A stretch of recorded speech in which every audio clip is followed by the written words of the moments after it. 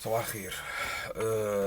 واحنا بنعرض المعلومة لازم يكون يعني بنحط نفسنا، بيسموها الامباثي. حط نفسك مكان اللي قدامك، مش تعاطف معاه قد ما فكر يعني ايه بدماغه، فكر بالصيني اللي هو بيفكر بالصيني.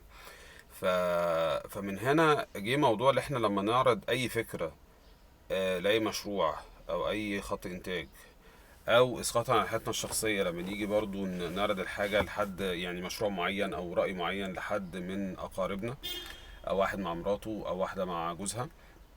فبالتالي نعرضه بشكل معين، في ديزاين ثينكينج كده، في تصميم معين عشان اللي قدامي يشتري، عشان زي ما بيقولوا كده تو جيت الباي ان، اللي انت تشتري من الايه اللي قدامك يشتري منك يعني. طيب من هنا الموضوع مش مرتبط طبعا. الفاليو بروبوزيشن اللي احنا كاتبينه فوق ده، او خريطة القيمة المضافة، هي مرتبطة اكتر قوي بالشركات الستارت اب والشركات الناشئة والكلام ده.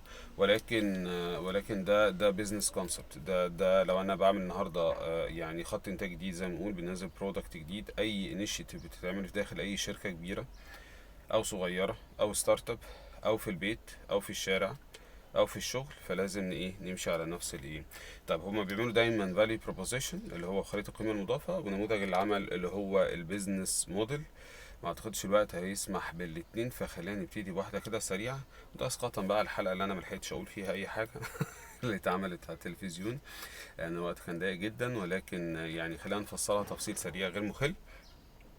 قالك النهارده لو انت رايح، زي ما كنا بنقول كده، اللي احنا عندنا في انفستور جوايا او فانا بكلمه، او في انفستور قدامي فانا بكلمه، في متخذ قرار جوايا بكلمه، او متخذ قرار قدامي، في زوج او زوجة جوايا وبرايا. اوكي.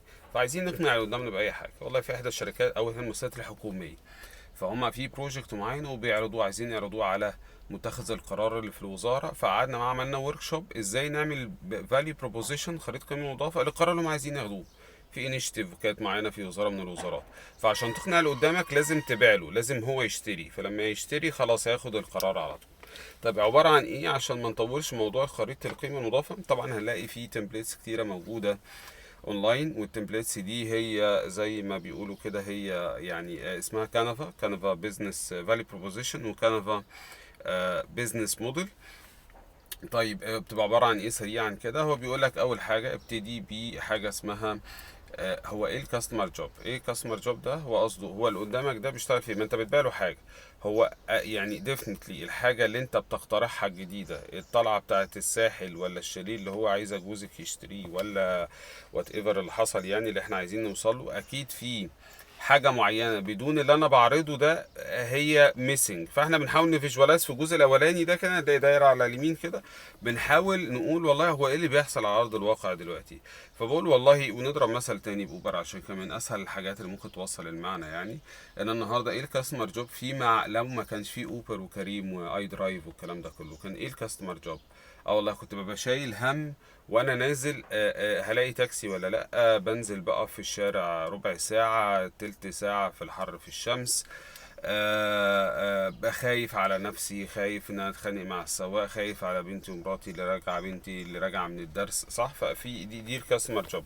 فبقعد كل شويه اتصل بيها على التليفون، فانا بوصف هو ايه اللي بيحصل في عدم وجود هذا الحل، في عدم وجود هذا المنتج، في عدم وجود هذه الخدمه، في عدم وجود هذه الانيشيتيف اللي احنا هنعمل بيها ترشيد لاستهلاك طاقه او فلوس او مصروفات او غيره. تمام.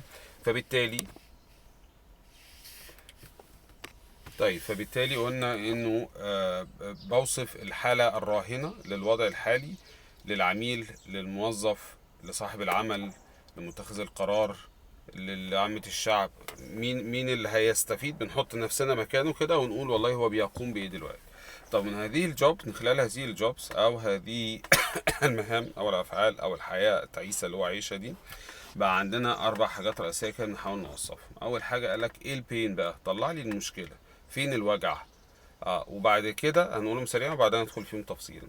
فين الوجع، ايه البين، وبعدها ايه البين ريليف، ايه المسكن هو او ايه المعالج لهذا الالم، فاحنا بنعالجه ازاي، وايه الجين، ايه المكسب اللي حضرتك هتاخده، زوج وزوجة، متخذ قرار، مستثمر وعايزك تستثمر معايا في الشركة الناشئة اللي أنا فيها، وإيه البين، إيه الجين كرييتور، انا همكنك من ده ازاي، انا هخليك تكسب ازاي. وبعدها بنيجي في الاخر بنقول السيرفيس او الجوب او السولوشن اللي هو الحل يعني، او الابلكيشن اللي احنا بنعمله لو احنا شركه ناشئه، خط الانتاج لو احنا بنعمل خط انتاج، منتج او خدمه لو احنا في شركه، ايه بقى عباره عن ايه. بنربط كل اللي احنا بنختصر كل اللي احنا قلناه ده في الاخر. فلما نيجي نعمل في البين اطلاق برضو اسقاطا على اوبر، كريم، اي درايف، الناس دي كلها، انا بقول له ايه البين. البين اللي انا بقف نص ساعه في الشمس، نص ساعه في البرد، اللي انا خايف على ابني او بنتي صغيرين، خايف على مراتي، ما اعرفش رقم السواق، ما اعرفش العربيه، فبالتالي انا عندي عدم احساس بالامان. فده البين، عمال باليست البين في وجود هذه المهام اللي بيقوم بيها هذا الموظف. لو انا بعمل حاجه، احدى الشركات اللطيفه كده كنا بنعمل كونسلتيشن، شركه في دبي، كانوا عاملين سولوشن اسمه ايه، سمارتر اند هابير ورك فورس. الاتش ار عامل حاجه بيستخدم الاي اي سولوشنز ان هو يعمل هابير اند سمارتر تاسك فورس وورك فورس، وبرضه كان عامل فاليو بروبوزيشن. يعني هو كانوا بيقوموا بايه، الموظفين عاملين دلوقتي البين الجين، اسقاطا تاني على اوبر كريم والناس دي. فايه الجين، البين اللي عندنا. طب ايه البين ريليف؟ والله انا ممكن اعمل ده من خلال اللي انا هعمل لك ابلكيشن. فانا هوريك دلوقتي السواق وهو جاي، واسم السواق، ورقم عربيه السواق، ولون عربيه السواق، وانا بقول لك ان السواق ده اصلا معمول فيه شويه تشبيه، فالراجل ده انا عارفه واعرف اجيبه، فبطمن معاك. طب انت كنت بتشتكي من ايه فوق تاني؟ انت خلصت الحته الاولانيه بتاعت عدم الامان، حلتها لك تحت. الخناقه على الاجره حلتها لك تحت. بتعرف بنتك فين دلوقتي وابنك فين، حلتها لك تحت. ان انت كنت بتقف ربع ساعه في الشمس، لا مش تنزل من البيت لو راجل تحت، صح؟ او في هذه الحاله خلي بالك انت عندك تو كاستمر، مش كاستمر واحد. عندك كاستمر اسمه السواق نفسه لان هو عميل بالنسبه لك انت كابلكيشن، وعندك الراجل المستهلك نفسه، فانت عايز ترضي الاثنين. فبرضه كانت مشكله السواق ايه في الجوب بتاعته، في اول حته في الفاليو بروبوزيشن، كانت الجوب بتاعته والجوب بتاعت جوزك والجوب بتاع مراتك عشان عايز تقنعها بحاجه معينه، كانت تقوم هذه الادوار. فكان عندها هذا البين، وهو كان عنده هذا البين، ومتخذ القرار كان عنده هذا البين، وموظفين متخذ القرار كان عندهم هذه البين.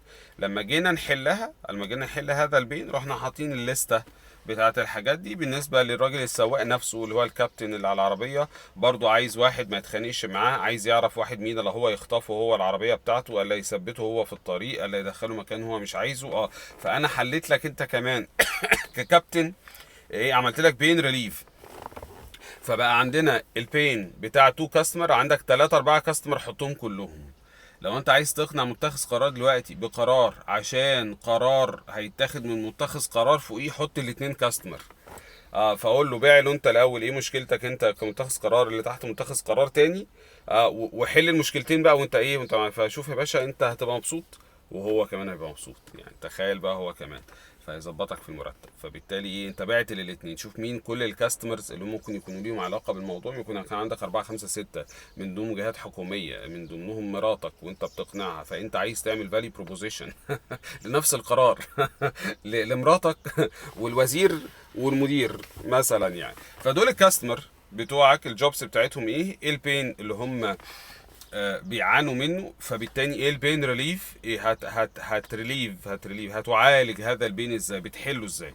وبعدها الجين والجين كرييتور. ساعات الناس برضه بتتلخبط لان هي ايه، الجين ما هو البين ريليف يعني يعني ليه ريدندنسي، ليه التكرار يعني. خلينا نقول الجين باشا ركز اكتر مش على حلول الوجع. احنا هنا في البين والبين ريليف، الوجع ده وعلاجه بنركز على الوجع. ايه اللي بيوجعك، ايه البين اللي موجود. شوف الماركتنج يقول لك في نيد وفي بين. في بين اللي هو ايه بقى، نيد باشا انا عايز اركب عربيه حلوه. بين باشا انا مش عايز اتمرمط في المواصلات، انا بيطلع عيني، انا عايز ان شاء الله توك توك، صح؟ فده بين مش نيد. طيب فنيجي هنا في الجين وكان كرييتور، تعال نشوف هنكسب ايه، مش هنتوجع من ايه، لان هو كان هيترقى. انت مش بس هتعالج الموضوع للراجل المتخذ القرار، او هتعمل تحسين في مش عارف النفقات او لا، انت كمان هيكون في مكسب. جين مش بين بقى من عالجه في المكسب. ايه المكسب بقى، حط بقى وهيكون عندنا والمطبخ وهيكون واسع. شوف الجمال، وهتبقى مرتاحه في المطبخ، وهنعمل القصه دي كلها، وهتنزلي وعندك وانت هترتاح، مش هطلب منك حاجه، وهتنزل تقعد على القهوه براحتك، ويبقى عندك بلاي ستيشن تقعد ما انت. فايه الجين غير البين بقى، ايه الجين اللي عندك وايه الجين كرييتور. انا هحسسك بالرفاهيه ازاي، وهشغلك بقى. خلي بالك مش تركب تاكسي بس كده، انا هخليك بقى ايه، يا سلام، هتاخد جاي من الحر بقى ومركب، شغلك تكييف بقى وبتاع، وادلعك واحط لك شاشه شاشه تلفزيون وحد يعمل لك كده في ظهرك. شوف، جين وجين ايه، جين كرييتور. بعد ما وصفنا ده، رحنا جايين حاطين بقى ايه زي السولوشن بتاعنا، الحل، المنتج، الخط الانتاج، رحنا حاطينه كده واصفينه ببساطه شديد. ده اسمه ايه على بعضه عشان ما نطولش؟ خريطه القيمه المضافه. فده نعتبره كده زي ديزاين ثينكينج. احنا لما نيجي نفكر في حاجه على مستوانا الشخصي، انا بقنع نفسي، الانفستور اللي جوايا، متخذ القرار اللي جوايا، اللي هياخد قرار في البيت والشارع والشغل، وعايز اقنع مراتي ولا عايز اقنع جوزي، برضه متخذ قرار في حاجه معينه في البيت والشارع والشغل، والشركات الناشئه والشركات اللي مش ناشئه والشركات المتوسطه والصغيره. ده طريقه تفكير عايزين نحط واحنا بنقوم بيه دلوقتي عشان نحلها تحليل منطقي. انا بعمل ايه دلوقتي؟ دي حياتي، دي التاسك اللي انا بعملها. ايه البين، ايه المشاكل اللي انا بقابلها، الوجع اللي انا بقابله، انا بعالجه ازاي، ممكن اكسب ايه كمان، حلو، وهكسبه ازاي. فانا هعالج البين وهعالجه ازاي، ايه المكسب وهكسبه ازاي، وبعد كده يبقى ده السولوشن، ده القرار، ده اللي انا هكلم فيه جوزي بالليل. يبقى ده القرار في الاخر، السولوشن اهو في الاخر. هذه الخريطه كده تبقى مكتمل عشان اللي قدامك يعرف يشتري. لكن لو الدنيا مش منظمه وقعدنا نهبط في اي كلام، ديفنتلي اللي قدامنا مش هيشتري. ممكن نقوم واخد دين بقى بكره ولا حاجه بقى مع الصيام والكلام الحلو ده، حاطينه في البيزنس بلان، ازاي نعملها. ممكن نبقى نتكلم بقى ان شاء الله كده يعني ايه بيزنس بلان، وايه الفرق منها من البيزنس بلان، بيزنس موديل، انا اسف، بيزنس موديل، وما بعدها البيزنس بلان، وما بعدها لو عايزين نعمل استراتيجي، كوربريت استراتيجي، بيزنس استراتيجي، فانكشنال استراتيجي. ان شاء الله نكمل المسيره فيها يعني باذن الله.